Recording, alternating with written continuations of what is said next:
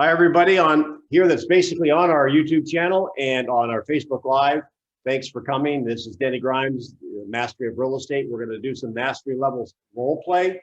And I've got my co-host, Jeff Pennington. He's coming from the Washington, D.C., Virginia area. There's about 15 states that converge, so I may not be describing that right. Are you D.C. or Virginia or all of the above? Jeff? I'm actually Northern Virginia. You can see I put my jacket on to join you guys. Northern Virginia, right outside of D.C., so a lot of agents are licensed in all three jurisdictions, Maryland, Virginia, and D.C. I'm just Virginia right now. Awesome. Then we have our amazing co-host, my director of growth, Sunny Hammermeister. So she's monitoring everything. Well, thank you guys for being on. And we're going to have an awesome day today. Jeff and I were on the phone a little bit ago, brainstorming some things he's learned, what he's going through. And so you guys, we've switched over to this format of meetings so you can have the cameras on. We can have a little bit more interaction. The classes typically are awesome sizes, generally less than 35 or 40. And that means we can have some interaction. So Jeff and I, of course, he's active in production as well and growing his business and going through the pains of growing the business. We were talking about CRMs and that type of thing. He's actually very learning based and took on a project himself of getting agents together in his market center area and doing actually script practicing and role playing. Why? Well, he's probably coming from contribution. However, he's actually learning as he does it. So we've come up with some ideas. I want to share, obviously, this is our edition. It's going to be May 19th, right? And I always want to remind you guys, if you have not subscribed to my YouTube channel, go to Denny Grimes, Mastery of Real Estate, and subscribe. We want to build that up a little bit, and there's a lot of great content there. If anyone knows someone who's kind of into the video world, I'm looking for some help at breaking that down, these hour classes, breaking them down into little vignettes, kind of bite-sized, maybe 10-minute portions. And that'll be our goal moving forward. Certainly with Jeff's help and Sunny's help, we'll try to, or attempt to keep, I can't say try being a bold coach, we'll attempt to keep our little points in 10 or 15 minutes. And that way the videos can be a little bit shorter. What's interesting, I do want to remind you that, and I appreciate your flexibility, that normally these classes are on Tuesdays. Yesterday, excuse me, I was in Baton Rouge and teaching a class in person. That was kind of cool. Although God has a sense of humor, I flew up there for a class in person, and then the storm hit. It was a flash flood, had no electric, and so I ended up doing a Zoom. And I was actually in town. However, next week I'll be from Alaska, coming from Alaska, I think. And so on Tuesday I'm flying. So just next week, the typical mastery class will be Wednesday as well, 1 to 2 Eastern. So mark your calendars. Then we'll get back to the Tuesday schedule. So next week only, it's going to be Wednesday, same time, same channel. Okay, so as you guys know, I do question-based, listing-enhanced conversational scripts. And so we did a little research, Jeff, and we were talking earlier about some of the things that were going through your brain. And again, if you have something you want to talk about, put it in there. We'll get to it. And we've come up with a pretty decent idea. Actually, it was your idea, Jeff. Why don't you share with these guys what we're going to do today? Yeah, so we were talking about, first of all, being on camera so we can make it more interactive and everybody can participate. And one of the things that I had shared with Denny that I talked to a couple of my script people with was, we go through the listening,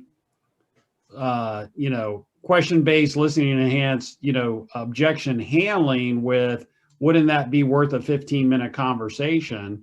And what I asked Denny to do was actually share with us what that 15-minute conversation would be. So we'd like to throw out an objection that someone's having, do the formula to get to the point where we can have the conversation, and then actually hear that conversation and get some, feedback from others on what they might add to a conversation like that would help us have the real world conversation after we handle the objection. Well, yes. And so there's a couple of different versions of that we talked about in order to prime the pump. So you guys, if you have something, you can put it in the chat, and we can even, chat verbally as well, because it's a small group. And one of them is, obviously when you're calling for sale by owners, or maybe a seller who is a little bit hesitant, there's a couple questions that we ask that they're actually part of our scripts. Where a for sale by owner is obviously selling it itself, and say, well, let me ask you a question. If I could demonstrate to you how you could put more money in your pocket, and actually maybe allow me to work for you for free, that would allow you to put more money in your pocket, would that be worth a 15-minute conversation? So remember, we always attempt to find the questions with hooks on them. We call them the great questions, not the good questions. The great questions make them stop to think. And so if they say yes, okay, so now that we've basically thrown the hook out there, we have to have the conversation. We have to deliver, because now we've got the appointment. And it was a good point Jeff brought up. We've never really covered the appointment. So you want to start with maybe talking to a buy owner, Jeff, and I get you're intrigued by that, and maybe I get a 15-minute conversation. All right, perfect. And so I'll be the owner. Oh yeah, you always get the fun part, right? Yeah. So I understand. So I'm going to call you up. Hey, Denny Grimes, Keller Williams. I see you got your home for sale, and I'm just kind of curious. Are you cooperating with other outside brokers if you were to have a buyer? I should do better than that. Forgive me. I don't make this call every day. Is your home still for sale?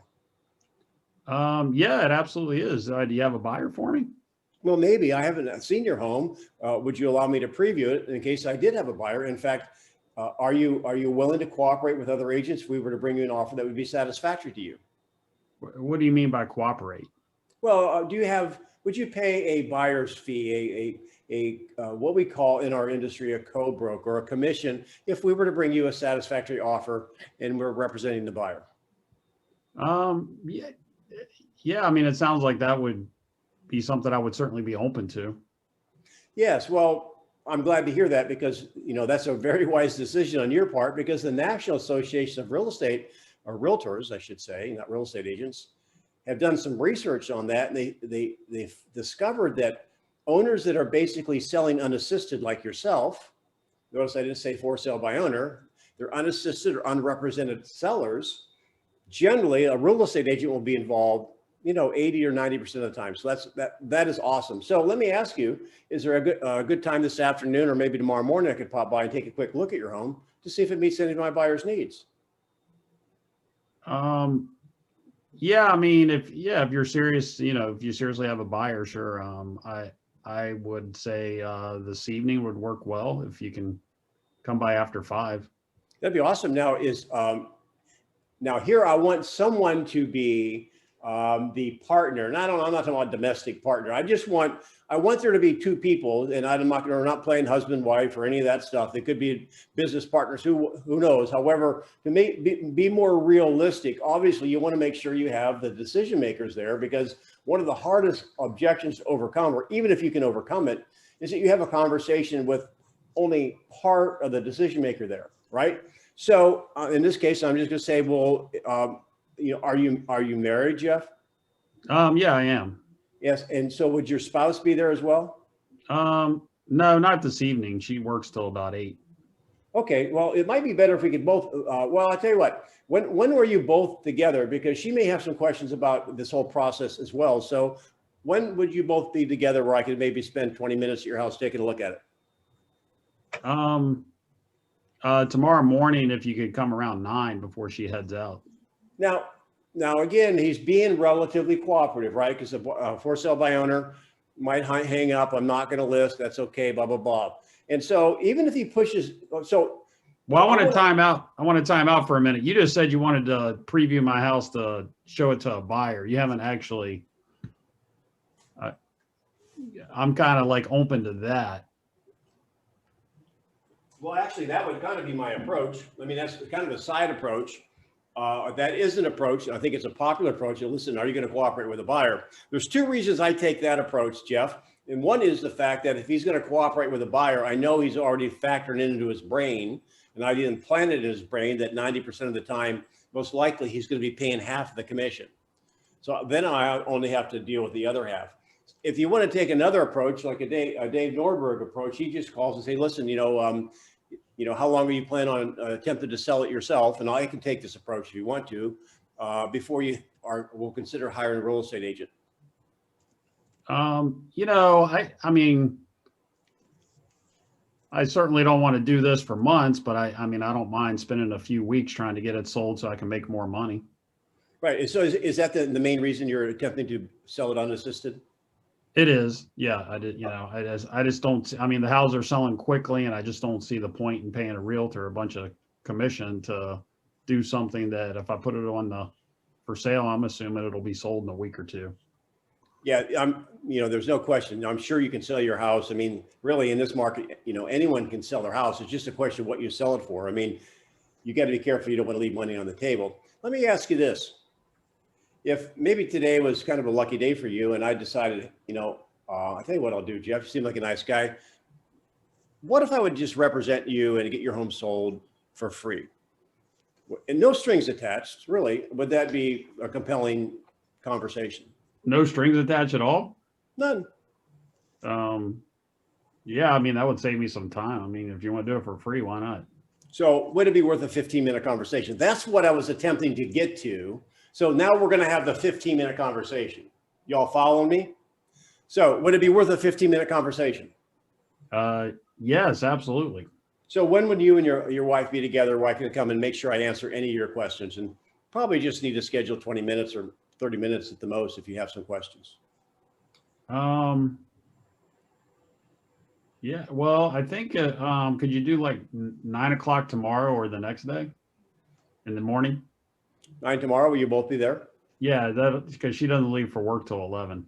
Okay, awesome. So yeah, so 9 o'clock. So now, okay, this is the first time in the role play we've actually gone into a level of now what do you do at the listing, at the for sale by owner appointment. We've done the role play before, but we've now set it up. Now we have to really deliver, and it's going to be question based. So literally on the way I like to do my listing presentations really comes from the classic bold. I never really did it the way that they teach it in bold until I started teaching bold. And then I think it's a great idea. Like, for example, a lot of my agents still do. They let them take the seller take the tour. And a lot of you guys do that. You're thinking you're building rapport, blah, blah, blah. Ideally, I like to basically say, hey, I show up, I knock on the door. I even was taught years ago, don't ring the doorbell. I don't know, that's what Tommy Hopkins said. So I wanted to be like him. So that's what I do. I knock on the door and they let me in. And particularly if we had an appointment at 9 o'clock, Jeff, it's 9 o'clock. I mean, if we had an appointment at 9, it's 9 on the nose. Thanks for having me over. And yeah, it's pretty important decision about selling your house, isn't it, Jeff? And so I'll come in, I'll offer to take my shoes off, and then I'm looking for the place to set my things down. I've got a notebook there, a legal pad or something or other, right? And so is it okay if I set my things down over here? Now, next, like a lot of agents will let people take them through the home. That's what I did for years and years and years. And, you're making notes along the way.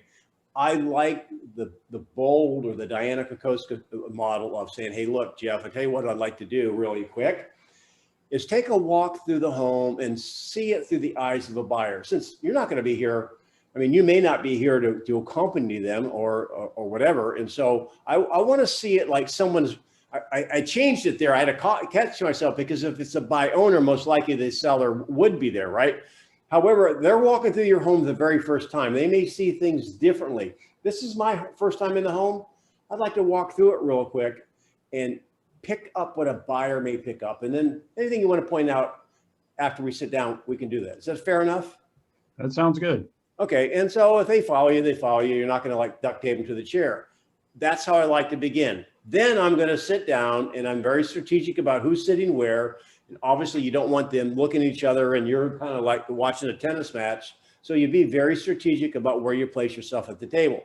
Come back and sit down. Even in the Diana Kokoska, they have a little survey to fill out, blah, blah, blah. I don't know if I'd use it on a for sale by owner.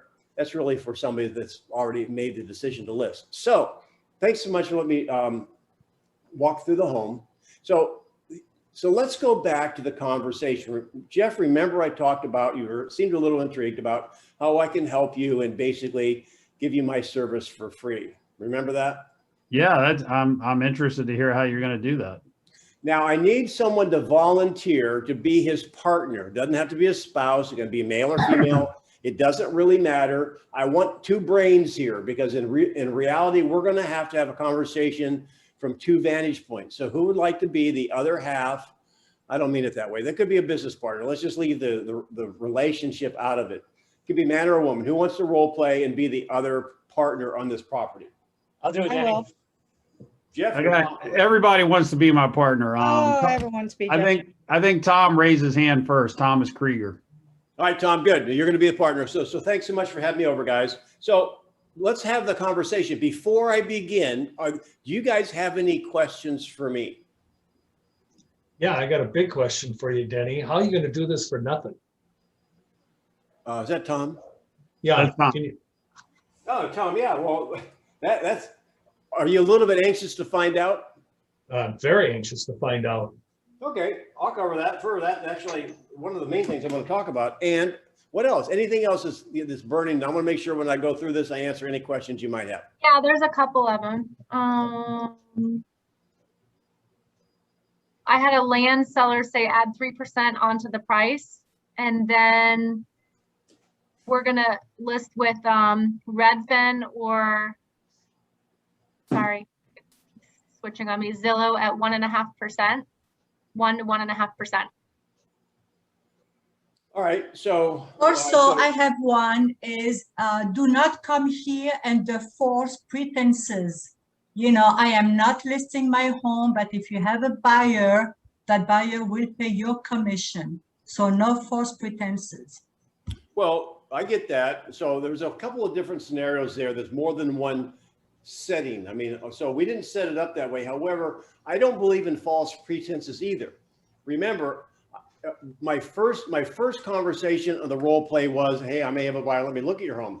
Then I kind of started over and I said, listen, you know, if I could show you how I could basically, if I were to give my services to you free, no strings attached, would that be worth a 15-minute conversation? So I'm now having that conversation. So you understand there's no false pretenses. I know if you say, I want to come over and look at your house because I may have a buyer, and then all of a sudden you start going into a listing presentation, that may be what you're talking about. That's not what's going on here. So Tom and Jeff, okay, anything else that's on your mind, and or questions that are burning that you want me to answer before I get going? I think I'm interested to see how you're going to do this for free, and because it's free, you know, what kind of marketing would be involved? Because doesn't that cost money? Well, yeah, of course it costs money. So let me cover this. So let's get a couple things clear right off the bat, okay? So we did have a conversation on the phone.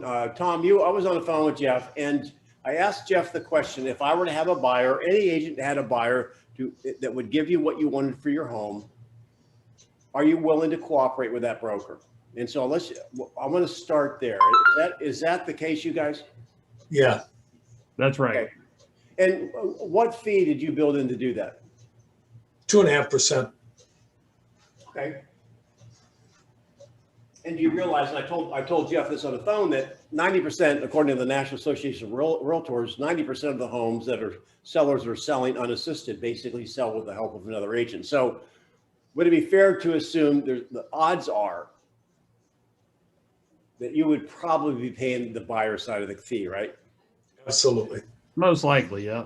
Okay, so so then going back to the conversation on the phone, what you're attempting, and the reason you're doing this yourself, I just asking for clarity here because I want to make sure I talk to a lot of people.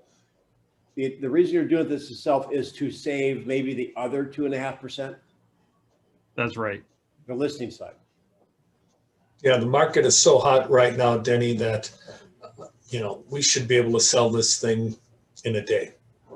Okay, and that does happen. So, all right, so here's how I basically want you to look at my service. And I'm just going to use an example that a lot of sellers do prep work in order to get their houses sold, and many times they'll paint.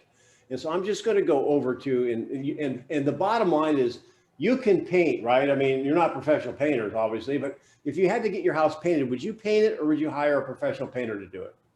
Well, we definitely hire somebody because Tom's a terrible painter. I am. And just kind of curious, I mean, anyone can go to Home Depot and get a 5-gallon bucket and paint, like anyone can kind of sell their house, right? Why would you hire a professional? Because it's going to be a much better job, save us a lot of time and frustration and arguments. Okay, and so then if a painter then maybe said, hey, you're the lucky winner and you've won a free paint job, and a reputable painter knocked on your door and said, you're the winner. I do this once a year, and I'm going to paint your house for free, no strings attached. What would you do? Would you let them do it? Absolutely. Tom? Well, if they were reputable, obviously, if they just knocked on my door, if they were a reputable painting company and they were offering their service for nothing, yeah, I would be foolish not to, right? Sure. Yeah. And so you guys have heard this before. Now you're hearing it in context of how I'm going to build my value proposition. Well, let's say you won the super duper grand prize drawing where the painter came in and said, tell you what, not only am I going to paint your house professionally and you'll love the job, I'm going to pay you $5,000 to paint it. What would you think of that? I think there's got to be some string attached. No string, promise you. Real. It's real. That sounds like a pretty good offer. Yeah, well, you would be foolish not to take it, right? Yes. Well, the reason I tell you that quick little story is the fact that you would be wise to do it, because you know what? Anyone can paint, however, the results aren't always the same. And for example, anyone can cut their hair, yet it may not look like it if you went to a professional. Do you think the same might be true, you guys, in selling your home? Well, I don't know. There's the forms. You just fill the forms out. People are willing to pay the price that we want. Why should we make them pay more? Why? Well, okay. So all right. So you said pay the price you want. Why should you make them pay more? Right. What if somebody wanted to pay more than the price you want? Why would they? Well, depends. How are you interested in getting a price, or basically the top price that your home is worth in this market? I think we're interested in, Jeff, we haven't really talked about this, but, there's part of me that thinks, we're ripping people off by overcharging for our house. Okay, so what is your expectation? I mean, I know you don't have it on the market right now. I've heard you're getting ready to go and sell it yourself. What is your anticipation of what you want for the house? Well, if we can walk away with $800,000, Jeff, you and I said that would be the price that we'd agree to. So we can walk away with, after all fees, real estate agents, closing costs, and all that other stuff, and we can walk away with $800,000. I think that's a reasonable price. Are you in agreement on that, Jeff? Yeah, I think that's what we'd like to net. And So we're thinking about listing around 820 to be able to do that. okay. 840 or whatever it is.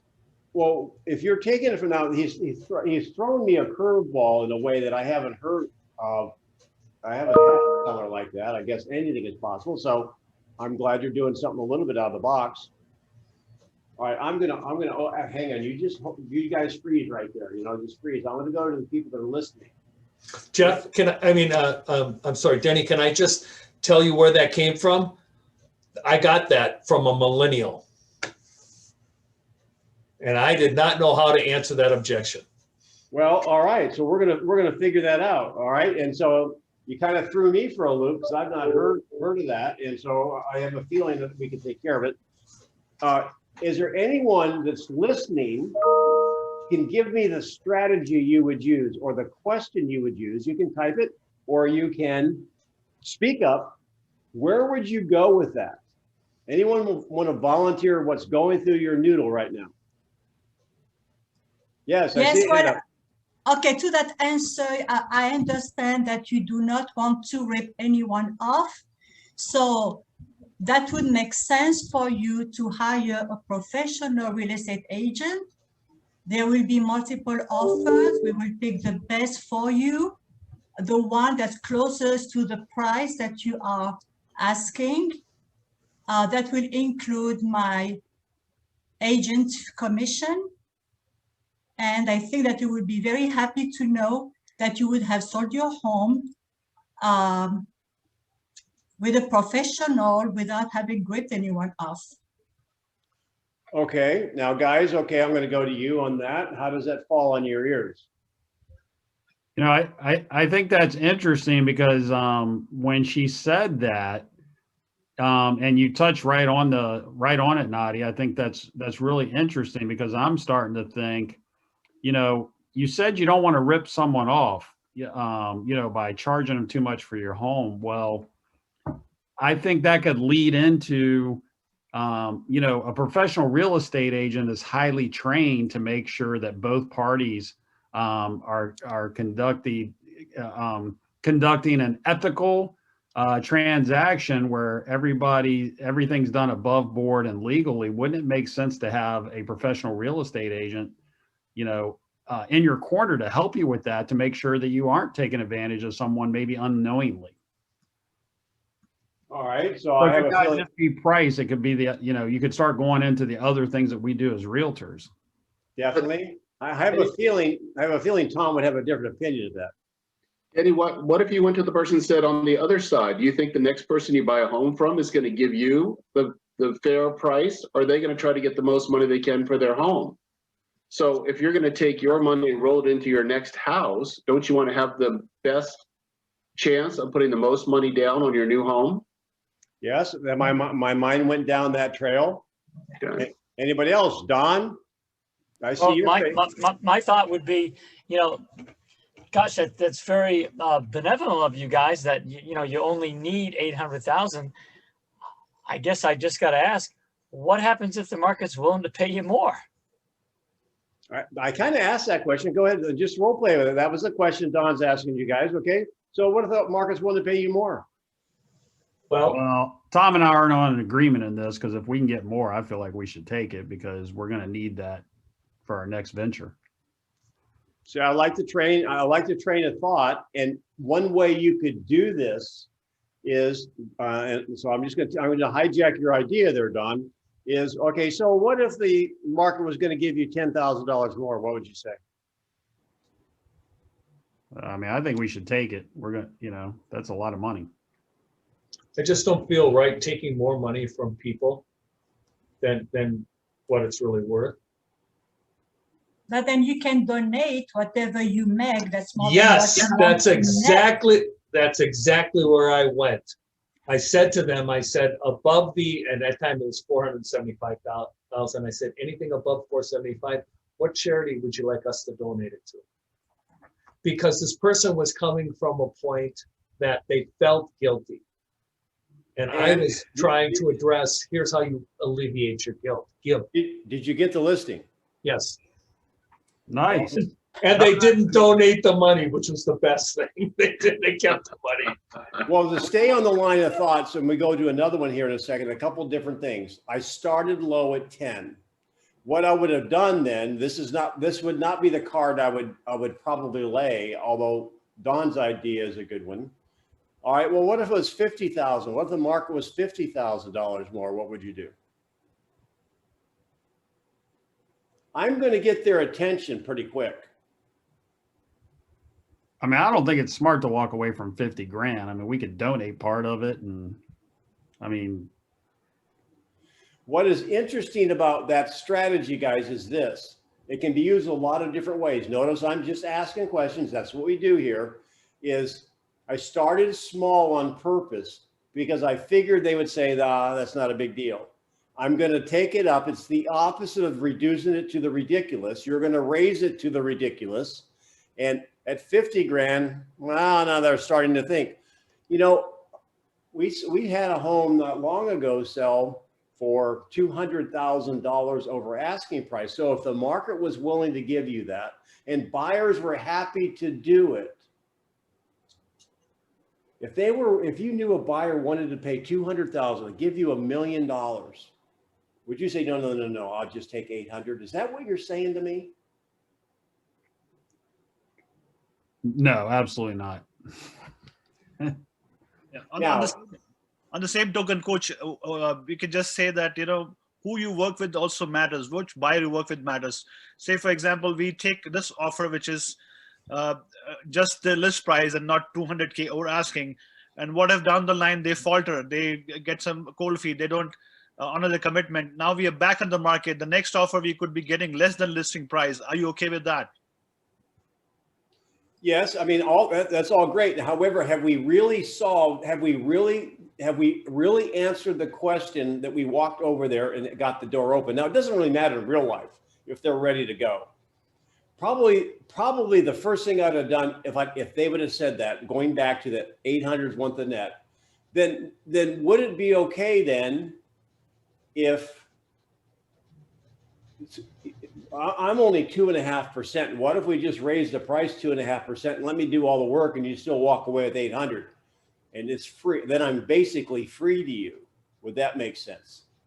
Well, yeah, but if you're going to do that, why wouldn't I just go ahead and raise the price and keep that? Well, you said it a minute ago, or Tom said that you're happy walking away with 800,000. So now he's just walked into a trap and he doesn't even know it. Watch. I thought you said you were happy with 800. Are you saying you would take more if you could get it? I mean, yeah, why not? Well, let me ask you, do you think the market's working in your favor as a seller or working against you? It's definitely working in our favor right now. And is it possible then, let me ask you, how are you going to come up with the right price to ask then? Well, I mean, we kind of looked at Zillow and what some of the houses sold for in the area, and we came up with a price based on that. You don't do this every day though, do you? No. Is it possible you could miss the top of the market by a couple of percent or 5% or 10%? I get it. What do you think, Tom? I guess it's possible. Well, nobody can pick, as I've told you many times, Jeff, nobody can pick the top of the stock market or the bottom of the stock market. That's why I think that 800,000, I'd be happy with walking away with that. So Denny, are you saying that you can guarantee us we'll walk away with 800,000? Well, I can't guarantee anything. However, I can guarantee you're going to get the top market value because of the way we work and our skill at understanding. Again, we list and sell a house almost every day. It's kind of like this, you guys. You said basically you would let the painter paint your house, even if you had to pay him because the results would be better. How much more important is it in selling probably one of the biggest assets you have? Do you think there's a technique involved in that, just like a technique in painting? Yeah, painters seem to be able to do it a lot quicker and better. Yeah, I mean, there's obviously some efficiency in there that makes a difference. You see, even a novice archer can hit a stationary target, but this market's moving very rapidly. And a skilled archer, to hit the moving target without leaving money on the table, that's one of the reasons why would want to hire a professional like me, because not only do I understand the market, we are also expert negotiators. And in the transaction today, you're going to have 3 negotiations. What do you mean? Well, you're going to negotiate with the buyer or the buyer's agent, which is basically representing the buyer. And so their whole goal is to get the house for what? The least amount of money? Yeah, I would think so. Yeah, that makes sense. So that'd be one. And then because the market's moving upward, you may not have the marketing program to get multiple offers. So you may be leaving the money on the table there. And then most likely that many times the homes don't appraise. And now you're going to the buyer's agents going to step back in and attempt to renegotiate your contract when you're the most vulnerable, because you're going to think it's sold. And what do you think most sellers do? Well, I guess they lower the price to make it work, right? Right. And many times unnecessarily. So that could cost you 3 or 4%. Who knows? We've seen appraisals 10% under. Well, And then a third, go ahead. I don't understand, Denny. What do you mean the appraisal won't come in? So if we're going to raise the price because we have to cover your commission and then the appraisal doesn't come in, that doesn't make sense to me. Well, I'm saying based on where you sell it even without me, because your data, and you went to Zillow, you admitted that they're factored in the market moving. However, the appraisals are lagging behind. And many times sellers don't know what to do. They have no one to represent them. And so most of the time they capitulate. And so by doing, they leave money on the table. On the other hand, when you hire a professional agent, we have more than one buyer that if that buyer doesn't want it, and one of the strongest techniques, in fact, you know what one of the strongest techniques in negotiation is? What? Just saying no. We're not going to do it. And if, take it away from them. If you don't want the house, I've got 3 other buyers over here that do. So when you go through your process the way you think it's going to work by yourself, well, you have 2 or 3 buyers waiting in the wings in case buyer number 1 wants to walk away. Or when we structure the offer, because we do this every day, maybe we'll structure it where it's bulletproof. You know what that means? No, could you explain that? You see where I'm going, you guys. We're going to set it up where we're going to mitigate and minimize the contingencies, the appraisal contingencies, the inspection contingencies. Why? Because we do this every day. So I'm going to go through the value proposition like that in essence, because we're free. You know, that got me into the conversation, and you're going to go through that because I can promise you there's agents out there that have been agents for many years that are not doing a great job with their sellers right now because they're not really great. They're not great agents. They're good agents. A great listing agent will maximize the return of the seller's equity and the time that seller has available. So does that, it's kind of the same conversation. It's kind of the same objection handling. We've handled that objection several times on this master level call. Yep. It's just that we've handled as the objections come up instead of that was the ticket to come in there. You have 15 minutes would be worth a conversation. All right. So any feedback, any other comments on that, you guys? We've got a lot of good experienced people here. Share something, add something to that before we go on to number 2.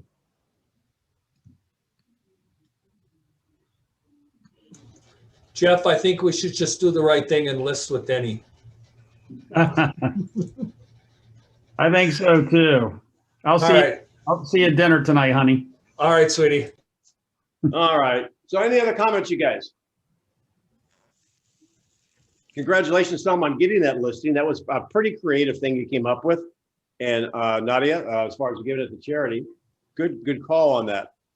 So let's go to something else, Jeff. You actually had a list of different objections that have come in, and we thought about having a little contest here. There's a lot more than one objection handler, and he's going to read an objection and a common objection handler that's been used for many years, and then I'm going to take it for 3 or 4 minutes and use my question-based listening enhanced conversational, and you guys get to vote on which one would be more comfortable for you. There's no right or wrong. It's just which one do you think would be more effective based on your style. Fair enough? So Jeff, what do you have? All right. This was about like cutting the commission. So let me go to the one.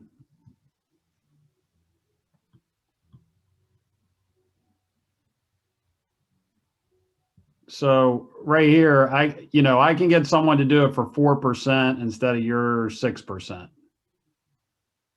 Okay, and then so these are just traditional like objection handlers, like things that you could say as an agent. So like the one that I was.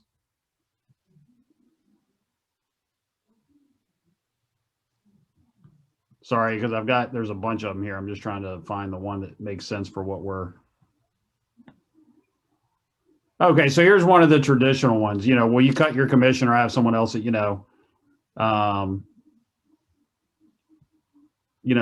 agent, I believe you have to give up something to get something. And if I discount my commission, I cannot give any commission up. I cannot give any commission up to get the deal done because I have no money to work with. In addition, the commission benefits both of us. It is a win for you because I am motivated to go the extra mile for you. It is a win for me because you have given me the leverage to take buyers away from their underperforming agents who don't do any of the work or other than, sorry, that one doesn't even, That's okay. That's okay. We can start with that one. Now, do me a favor. Just go Not back. making it a win-win situation.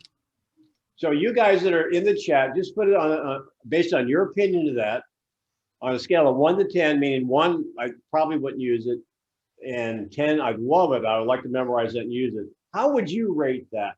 And that's very common on an objection handler. You go online, you can find it from all kinds of sources. Again, there's no judgment here. There's a lot of different styles of golf clubs out there, so everyone has a style. So Sonny, what do you got? Mark, I see Mark gave it a 3. No, yeah, I think you're, yeah, okay. Who else is going to give me a rating, 1 to 10 on that objection handler? Anybody in the chat? So far, just Mark. Oh, we got 4.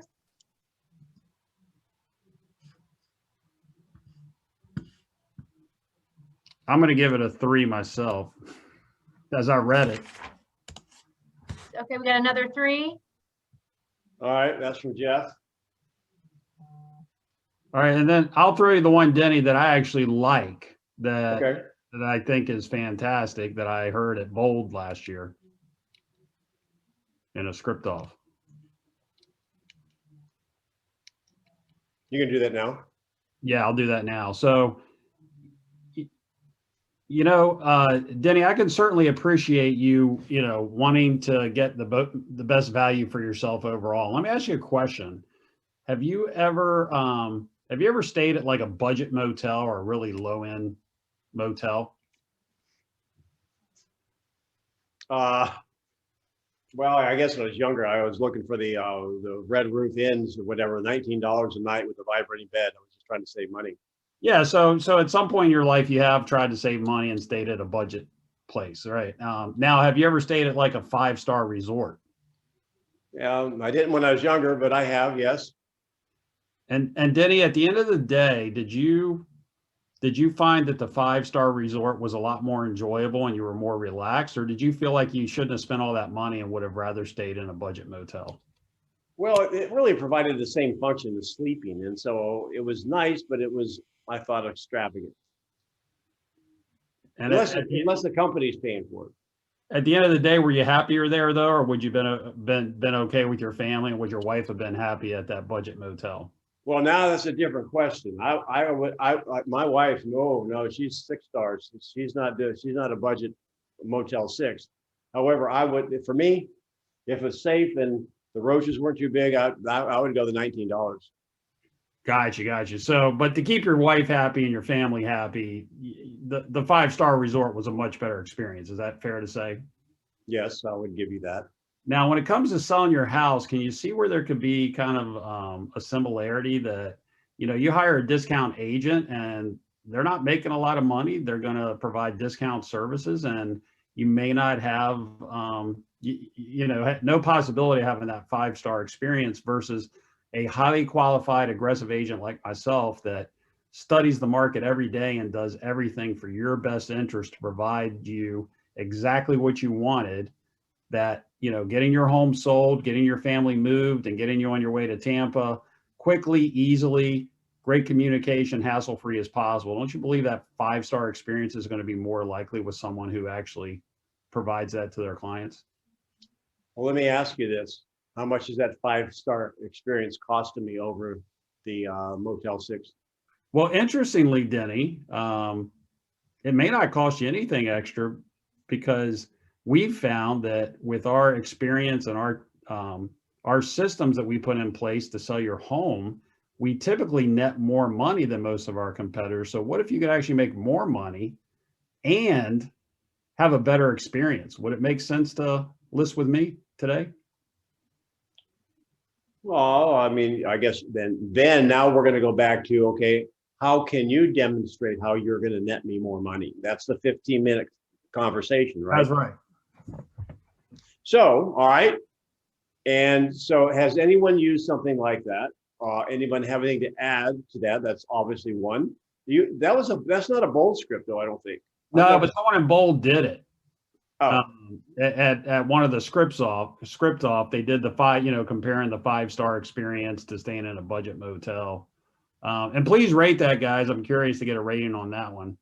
Yeah, rate it. That'd be cool. Good idea. Rate it on that 1 to 10. And again, it's not his script, so you won't hurt his feelings if you don't like it. I got 8, 5, 5, 7, 8. Definitely better. I give that one about an 8 myself. I like it, but I haven't practiced in a while, so it was a little rusty. Yeah, I get that.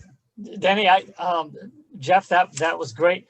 I think we could use the addition of the Denny script at the beginning.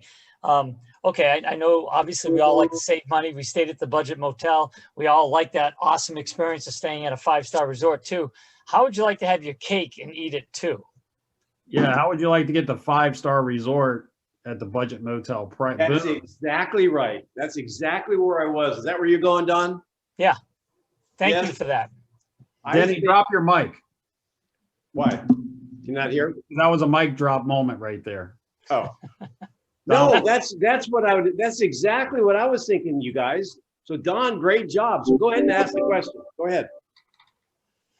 So Jeff, I totally understand that you're a lot like me and a lot of other people.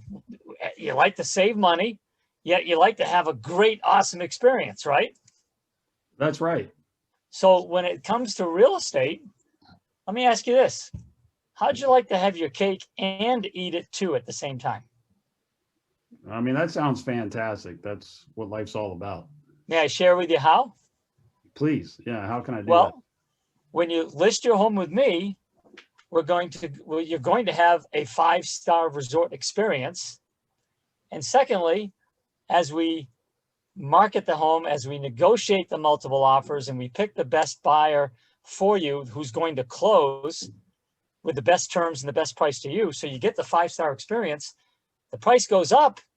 In essence, it costs you nothing. So you get the 5-star experience at the budget price. That's having your cake and eat it too. Does that make sense? It does make, wow. Yeah, I didn't All think of you- it that way. All we got to do to have you stay at the 5-star resort is simply sign the contract. Let's go. So just now go ahead and put in your rating 1 to 10 based on now how Don just tweaked that a little bit and gave it my famous calorie-free, how he'd like your cake and eat it too. And they can have the experience and not 10, spend more. 10. You're getting 10s. 10, 10, 10.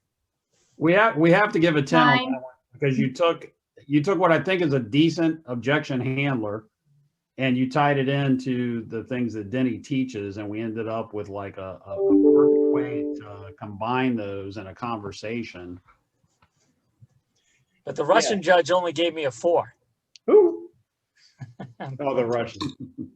The thing that I want you never to forget, because my mindset, I had a slide up here one time. I'll put it back up here right now. Never forget this. Never forget this. People do not pay more for us. We are free. A great listing agent is always free to a seller. Now, I know that there's some sellers out there like, it's like a professional painter can always do a better job than a novice. Well, there's always someone out there that was a painter in their prior life or whatever. However, you know what I'm saying? So when that script was written, I think it was dangerous until we modified it, because you know what? I'm frugal. My wife wouldn't stay at a Motel 6. However, I might if I was like, I'm only going there for 4 hours to sleep and I'm going to get back on the road. So always remember, we can give the 5-star service, but we don't cost more. Now, one thing, and I want your input on this, you guys, I've been working on the menu of items, and I've narrowed it down, and you guys give me your input on this, okay? So we're putting together a listing package that all of our team can use at the same time. In fact, I have an accountability call with somebody that's doing the same thing. So my table of contents will be ready. That was my assignment for right now. I'm sure Sonny's happy with that. So this was the original list I put together. I think there was 9 or 10 things. I'll get them up here really fast. So trust and likability, communication, marketing, you can read them, I guess. Easy exit, listing agreement, experience. Anyway, the list is way too long. So I've been working on it. And so what I think would be the major ones. So if you want to take a picture of that or a screenshot, or take a picture of that, let me show you what I've narrowed it down to. And what's interesting is that when you go and have the listing presentation, you ask them, what's important to you about the listing agent you hire? And so here's the list they came up with: communication, marketing, experience, net the most money, they offer guarantees, and concierge level services. Now, what do you think of that list? And is there anything that should a list be shorter, or should something be added to that list? Because I'm taking a lot of this from Gary Keller's research and NAR's research of what sellers are wanting, although the guarantees and the concierge level services are more custom made to our team, because we have 5 different guarantees and we have a team of concierge services. So that's part of that 5-star stuff. So what's your input, guys? Is there something obviously missing from that list? And hey, real quick, guys, because we're doing it with everybody on camera, if you're not seeing this large, click on your view, and instead of gallery, make sure you click on speaker view, and that's going to make Denny's background large on your screen. Someone wrote, I think you need to keep trust. Okay. So I'm going to go back to the other list real quick. This was the other list, and there may be something that's not even on that list. Here's how I think it's going to go, you guys. Instead of going in for your listing presentation and just giving it from A to Z, it's going to be, all right, hey, listen, according to the National Association of Realtors, for example, let me get this other list back up. These are the most important things. Whoops. These are the most important things to sellers. Which ones are the most important to you? They might say all of them. However, they might say, blah, blah, blah. And you say, okay, so would you like me to cover those and tell you how we're different? Now, wouldn't it make more sense to talk about the listing in terms of from their vantage point instead of yours? So any input on that? You can, you got a microphone, use it. Denny, can I chime in a bit here? Yeah, is that Mark? You and your team have an excellent systems and models that you follow. Word of caution to those that are either newer in the business or don't have those models is get them into place, because you don't want to have someone expecting a 5 stars experience and not getting it, and then saying that you don't deliver what you promise. Oh, not only that. Now, Mark brings up an awesome point I never thought about. So going back to the other script, what would be an awesome question? How would they describe 5-star service in real estate? Yeah, what does a 5-star experience look like to you? Wouldn't that be great? And you might have this list and say, well, okay, and you might even let them look at this. Well, communication is important. Okay, blah, blah, blah. So Mark, I appreciate you saying that, because it made me think in terms of, okay, we didn't define 5-star. I don't know what 5-star really means. It's just probably better than 1-star. So obviously no gaps there, right? Is there any gaps or there? net the most money is, under whose definition is how much is the most money? Okay, Mark, could you take you meet with a lot of sellers, could you see yourself using a list like that and saying, what's important to you? I sort of like the idea of having the conversation first and then showing them the list after we've had the conversation, so that you've checked the box of the things that they mentioned in the conversation. They probably mentioned 4 or 5 of those. Okay. Now, does anybody here on the call have a pre-printed listing? Maybe you have a pre-listing package, or maybe you have like you leave something behind, or you go over a pre-printed listing presentation that has basically that type of thing, or it might have, how would you compare, our service with other agents? How many have such an animal?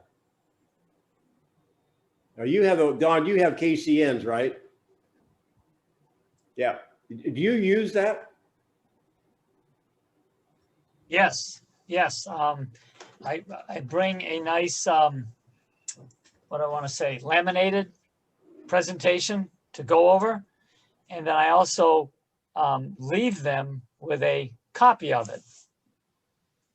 just as give me some shelf life, maybe, if they're not making a decision today. Yeah, they've got an awesome group of playbooks. Last thing I want to cover here, unless there's a request, Sonny, in from somebody else. I had a conversation with Jeff, and Jeff is telling a story real quick about what he learned about on a listing. Jeff, I think this story has some legs to it, and we have about 6 minutes. Maybe you can tell it, and maybe we can even role play it and what you learned from it, because you did admit it kind of goes along with their teaching right now, correct? Yeah. So my first attempt at a listing was around December, right before the pandemic. It was my first like listing appointment with someone I didn't know personally. I met her through door knocking. Earlier that year, she reached out to me and said, "Hey, you know, I told you I was going to be moving in a year. I'm ready to start looking into it." Got the meeting, and I used the classic, which was taught in bold and is taught everywhere. You know, we've got to set their expectation on price, and they have to have a realistic expectation of what they want to sell their house for, or it might not even be worth taking the listing. And we talked about how, like James Nellis Group up here, days on market is what everybody brags at. That's the bragging point around DC. 3 days on market, 5 days on market, you know, 20 grand over list price. And so the whole conversation was about realistic, and she was not realistic. I did get a second opportunity. I had asked her to come back in. She gave me the second opportunity. I was one of 3 agents, myself and the other one got the second opportunity. I spent way too much time trying to convince her to be realistic on her price. She ultimately went with the other agent. They happen to be a big team that does a lot of the other things, but they listed the price substantially higher than what I thought it should be listed at. Ultimately, it did not sell right away. It was on the market for a couple months. They did a huge price drop, and then it sold.